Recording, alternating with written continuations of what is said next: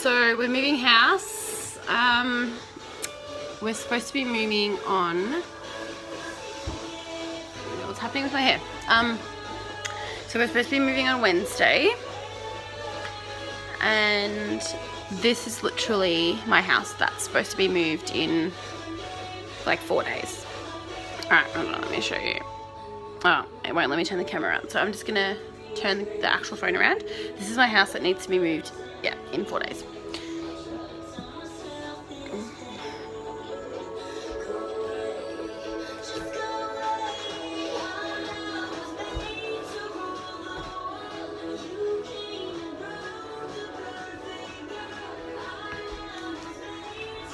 Seriously, keep in mind I'm doing this all by myself because my children maybe sometimes help if they're in the friggin' mood. This is probably this is the worst like room that like I don't even want to look at this room and think about having to move and figure out what the hell I'm going to do with all this crap.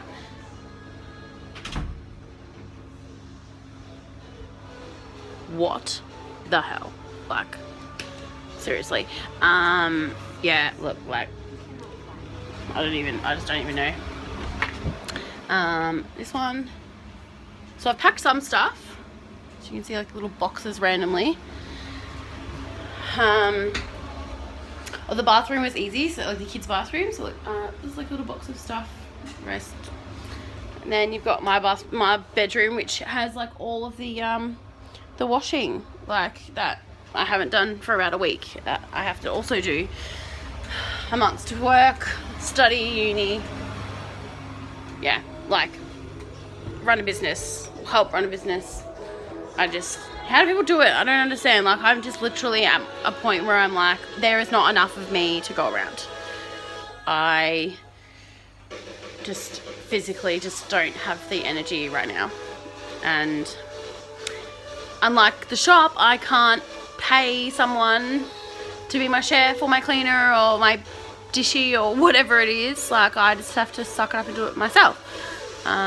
You know, and then you add school excursions and homework and lunches and all that sort of stuff in there. Like mums just, I think, don't get enough appreciation. And then when they do, it's kind of like we have to be like, oh, thanks for that, you know, that one day where you said something really nice to me. Like, what about, you know, and that's supposed to be okay. You know, like we constantly spend time filling up everyone else's buckets. Like my kids, this school uses the bucket theory, like, you know, so filling people's buckets with good things and good feelings and doing things for other people that helps fill their bucket of their emotional bucket or whatever it's called. And I've really taken to that, and I've started using that myself, where, you know, I keep trying to explain that, you know, mummy's bucket needs to be filled too, you know, like, but mummy's bucket doesn't just get filled by one nice thing you say, or, you know, one time you pick up something that you've been asked. And look, that's great, and I do appreciate those things, but that's not going to fill my bucket. My bucket is pretty much like completely empty. I maybe have like 1/8 to 1/16 worth of emotional stuff in my bucket at any given time, and that's just not enough to like live on. I mean, it is to start with, I guess, like, you know, for a couple of weeks, maybe even a couple of months, you can manage and just sort of get by on just the little tiny little bits that people, you kind of grab what you can from people that kind of helps bring you up and make you feel good about what you're doing.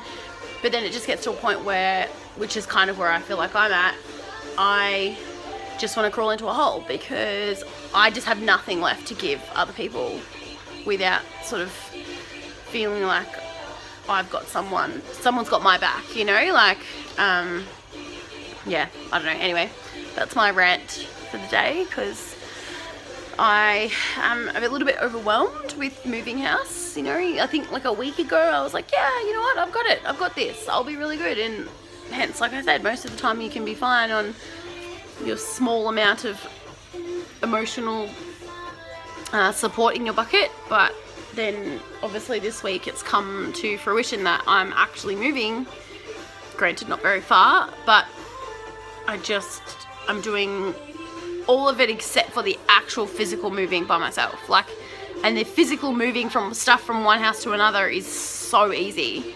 You know, it's all the other stuff. It's the packing and then finding places for the boxes to go and figuring out what you need to pack and what you need to leave, because you still need some things until you actually physically move, you know, those things. Plus, obviously, like I said, doing that all around everything else that you do normally, you know, like, I don't know, and it just kind of makes it not fun.